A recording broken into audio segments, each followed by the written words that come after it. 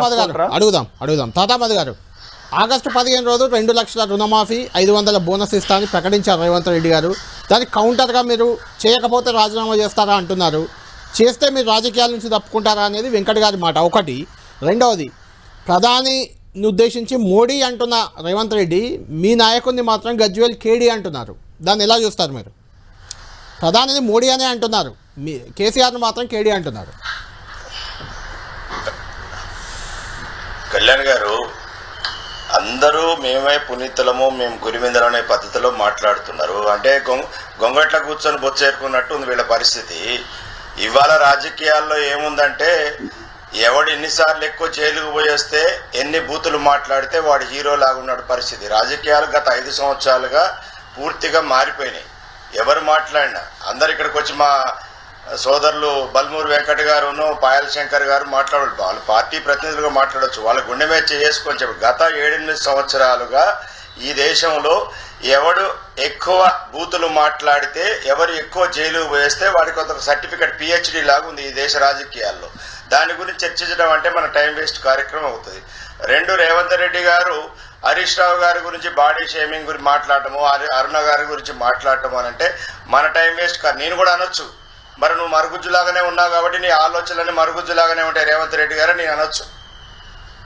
కానీ ఆయన ఇంకోటి చెప్తున్నాడు, ఆయన తెలియదు, ఆయన ఒకటి రఘునందన్ రావు గారు నువ్వు దుబ్బాకలో గెలవలేదు కానీ ఇప్పుడు ఏం చేస్తావని చెప్తున్నాడు. ఇదే రేవంత్ రెడ్డి గారు కొడంగల్ ఎన్నికల్లో ఆయన చెప్పాడు, నేను కొడంగల్లో గెలవకపోతే రాజకీయ సన్యాసం తీసుకున్నాను ఇదే రేవంత్ రెడ్డి గారు చెప్పారు. 3వ అంశము, ఆయన మల్కాజ్గిరికి 5 సంవత్సరాలు ఎంపీగా ఉన్నాడు. మల్కాజ్గిరికి తట్టడి మట్టి పోసిండా నేను అడుగుతున్నాను. ఇదే ఎంపీకి రాష్ట్ర ముఖ్యమంత్రిగా ఉన్నాడు, ఆ రోజు ఎంపీగా ఉన్నాడు. అక్కడ ఓడిపోయిన వచ్చి మల్కాజ్గిరిలో గెలిచిండు. అంటే కొడంగల్లో ఓడిపోతే రాజకీయ సన్యాసం తీసుకుంటా అంటాడు, మల్కాజ్గిరిలో వచ్చి పోటీ చేస్తాడు. తన మాట మీద తను నిలబడలేని వ్యక్తి రాష్ట్రానికి ముఖ్యమంత్రిగా ఉన్నాడు. 4వ అంశం, ఆయన మాట్లాడితే ఈ ప్రతి విషయానికి ఇది గడీల పరిపాలన, దొరల పరిపాలన అంటాడు. నువ్వే పెద్ద దొరవి, నువ్వు దొర కాకుండా ఏది మాట్లాడే దాని గురించి అట్లా వద్దు. నువ్వేం చేశావు? ఇప్పుడు మా సోదరుడు చెప్తున్నాడు బల్మూరు వెంకట్ గారు, మేము 6 గ్యారంటీలు ఇచ్చినా 5 ఇంప్లిమెంట్ చేసినామని. 6 గ్యారంటీల్లో 13 అంశాలు ఉన్నాయి. 13 అంశాల్లో ఎన్ని మీరు ఇంప్లిమెంట్ చేశారో ఈ టీవీ ద్వారా ప్రజలకు చెప్పండి. ఈ 13 అంశాల్లో ఇగో మేము 13కు 12 ఇంప్లిమెంట్ చేసినాం, 10 ఇంప్లిమెంట్ చేసినాం, లేదా మేము ఇచ్చి 420 హామీల్లో ఇన్ని హామీ చేసినామని చెప్పండి. కానీ ఇవి చెప్పకుండా ఏదో తిడితే అయిపోతుంది, ఏడైపోయినా తొక్కుతాను, లాగైంది నా చెడ్డీ గుంజేస్తాను, చెంచలగూడాలు ఇది కట్టిస్తాను, మోడీ ఇది, ఇంకొక ఆయన కేడి అంటే నువ్వు నీ యొక్క సైద్ధాంతిక విషయాల మీద పోరాటం చేసి చెప్పుకునే సత్తా నీకు లేదు, నువ్వు మాట్లాడే హక్కు లేదు. నేను కూడా అనొచ్చు పొడుగు అనే దాని మీద. పొడుగు పొట్టికి సంబంధం ఏంటండి? ఏం పద్ధతి నీకు? పొడుగు మీ రాహుల్ గాంధీ గారు కూడా 6 ఫీట్ల పైన ఉన్నాడు, మరి ఆయన ప్రధానమంత్రిగా ఆయన సక్సెస్ కాలేదా? అందుకోసం ఏంటంటే ఒక రాష్ట్రానికి ముఖ్యమంత్రిగా ఉన్నాడు, పార్టీ అది నువ్వు చెప్పు, ఐడియాలో చెప్పు. అంటే కేసీఆర్ గారు కూడా అన్నారు లిల్లీపుట్లకు వచ్చింది అధికారం అని. నేను నా కళ్యాణ్ గారు నా ఒపీనియన్ ఓపెన్ ఎవరు మాట్లాడినా తప్పే. నేను ఎందుకంటే నేను ఓపెన్ చెప్తున్నాను. అది కాంగ్రెస్ మాట్లాడిద్దా, బీఆర్ఎస్ మాట్లాడి, బీజేపీ మాట్లాడిద్దా అనేది కాదండి. రాజకీయాల్లో ఈ విధమైన ధోరణి కరెక్ట్ కాదనేది నా అభిప్రాయం చెప్తున్నానే. ఎందుకు అంటే ఎవరు మాట్లాడు, నేను ఎందుకు ఒక ఐడియాలజికల్ బేస్ మీద ఆర్గ్యుమెంట్ చేసుకోండి. కానీ ఇది మాట్లాడేసి ఇట్లా పెరిగింది అంటే నువ్వేం చేసావు? నువ్వు మాట మీద నిలబడితే ఇంకోటి మాట మీద, నువ్వేం మాట మీద నిలబడలేదు, నువ్వు పోతే అక్కడ తిడతా ఉంటివి. ఉండడంటే ఆయన ఇప్పుడు ఆయన పోయి ఆయనకి ఇక్కడ పోటీ చేశాడు, ఓడిపోతే ఆడిపోయినట్టు. మరి నువ్వు పోటీ చేస్తే ఓడిపోతివి, నువ్వు రాజకీయ సన్యాసం తీసుకుంటా అని చెప్పితివి ఆల్రెడీ, అందరి ముందు ఒప్పుకుంటే మల్కాజ్గిరి పోతివి, గెలిస్తేవి, ప్రజలు అక్కడ తట్టిన మట్టి పోసినా అని అడుగుతున్నా. అక్కడ ఏం చేయలేదు. నేను కూడా అడగొచ్చుగా రేవంత్ రెడ్డి గారిని. ఇప్పుడు చాలా స్పష్టంగా డెవలప్మెంట్ ఏం చేసేది అంటే 30 రోజులలో మేము ఏం చేసినామో ఆమెకు అదే చెప్తున్నా. ఏదైతే మహిళలకు ఉచిత ఆర్టీసీ ట్రాన్స్పోర్ట్ కానివ్వండి, ఏదైతే 500 రూపాయలకి గ్యాస్ సిలిండర్ కానీ, 200 యూనిట్ల ఉచిత కరెంట్ కానీ, మహిళలకి 0 వడ్డీ రుణాలు కానీ, ఎన్ని ఇచ్చారు, ఎక్కడ ఇచ్చారు? నియోజకవర్గం చేసినాం కదా దానికి. ఆ స్కీమ్ అయితే ప్రారంభించాం కదా. అవునా స్కీమ్ అయితే ప్రారంభించాం కదా. ఇస్తాం కదా ఇప్పుడు కోడ్ అయిపోయింది. ఇంకోటి 3,500 ఇల్లు కట్టడం ప్రారంభించినాము. ఏదైతే సంబంధించి 5 గ్యారంటీలు ప్రారంభించాము. 30,000 ఉద్యోగ పత్రాలు ఇచ్చినాము. అలా 3 నెలలు ఇచ్చినాము. వాళ్ళు ఇచ్చుడు ఎక్కడ? వాళ్ళ ఉద్యోగాలు అమ్ముకునే ప్రయత్నం చేసిర్రు. నిరుద్యోగులు భరోసాని కోల్పోయినరు. ఉద్యోగ నోటిఫికేషన్ ఇస్తే ఉద్యోగం ఇచ్చినట్టు కాదు. కనీస అవగాహన లేకుండా బీఆర్ఎస్ పార్టీ నాయకులు మాట్లాడుతున్నారు. ఉద్యోగ పత్రాలు అందజేస్తే ఉద్యోగాలు ఇచ్చినట్టు, ఉద్యోగ నోటిఫికేషన్లు ఇస్తే ఉద్యోగాలు ఇచ్చినట్టు కాదు. ఉద్యోగ నోటిఫికేషన్లు ఇచ్చి కావాలని కోర్టు కేసు వేసి చిక్కుముళ్లలో ఉద్యోగాలు ఆపిర్రు. నిరుద్యోగులు భరోసాని కోల్పోయిర్రు.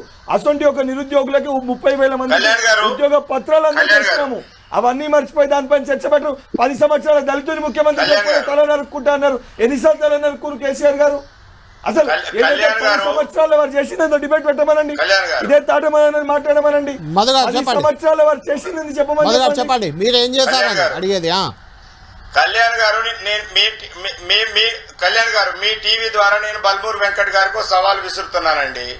వారు 13 అంశాలు, 6 గ్యారంటీలో ఉన్న 13 అంశాల్లో ఎన్ని ఇంప్లిమెంట్ చేశారో లిస్ట్ అవుట్ చేయమనండి. మీ ముందే చెప్పమనండి.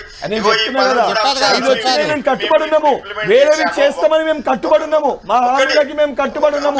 వాళ్ళ లెక్క మొదట 2 లక్షల ఉద్యోగాలు ఇస్తామని చెప్పి అసెంబ్లీ సాక్షిగా బయటకు వచ్చినాక నేనేడు ఇంటికి మా హామీలకి మేము కట్టుబడున్నాము. మా హామీలు మేము నెరవేరుస్తాము. మా హామీలకి మేము కట్టుబడున్నామన్నా మేము నెరవేరుస్తాము.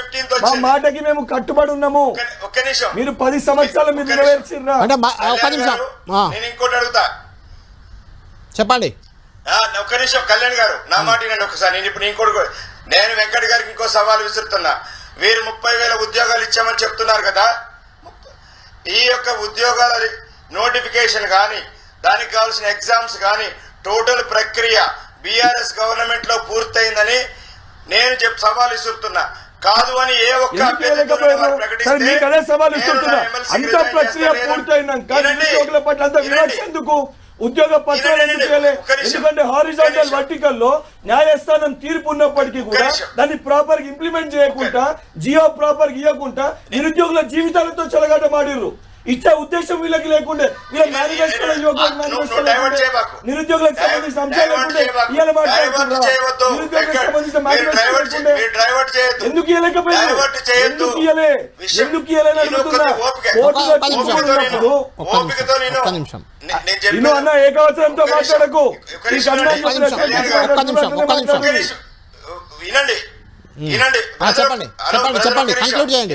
కళ్యాణ్ గారు, నేను మా సోదరులు బల్మూరుకు ఒకటే విషయం చెప్తున్నా. వెంకట్ గారికి ఏం చెప్తున్నా అంటే, ఈ 30,000 ఉద్యోగాలు బీఆర్ఎస్ ప్రభుత్వంలో నోటిఫికేషన్ ఇచ్చి వాటి యొక్క ప్రక్రియ భర్తీ ప్రక్రియ మధుగారు అందరికీ తెలుసు. మీరు నోటిఫికేషన్ ఇచ్చారు, ఎగ్జామ్ పెట్టారు, అన్ని చేశారు. కానీ వాళ్ళకి నియామక పత్రాలు ఇవ్వలే కదా. నియామక పత్రం ఇస్తేనే కదా ఉద్యోగం వచ్చినట్టు. అరే మేము పూర్తి చేస్తే నియామక పత్రాలు ఇచ్చిన అంతా పూర్తయిన తర్వాత నేనేమంటున్నాంటే ప్రక్రియ పూర్తి చేసింది మేమంటున్నాము. ప్రక్రియ పూర్తి చేయకపోతే నేను రిజైన్ చేస్తా. చెప్పేదే తప్పు. ఏదైతే ఏంటి మళ్ళీ చెప్పండి. ఎవరు? మధు గారు మీరేదో రాజీనామా చేస్తా అన్నారు. ఎందుకోసం? నేను ఎందుకు చెప్తున్నానంటే, బీఆర్ఎస్ ప్రభుత్వంలో వీరిచ్చినటువంటి 30,000 ఉద్యోగాలకు నోటిఫికేషన్ ఇచ్చి ప్రక్రియ పూర్తి చేశామని నిరూపించకపోతే నేను రిజైన్ చేస్తా, లేదా బల్మూరు వెంకట్ గారు రిజైన్ చేస్తారని అడుగుతున్నా. నేను అదే అడుగుతున్నా. రిజైన్ చేస్తా తెలుసా? ఏదైతే నిజంగా మీరు ఉద్యోగం చెప్పండి ఛాలెంజ్ చేస్తున్నా. అదే చెప్తున్నా. చెప్పినా 30,000 నోటిఫికేషన్ చిన్న ఏదైతే సంబంధించి వర్డిక్ట్ ఉంది, దానిపైన స్పష్టత చేయకుండా ఇచ్చే ఉద్దేశం లేక రేపు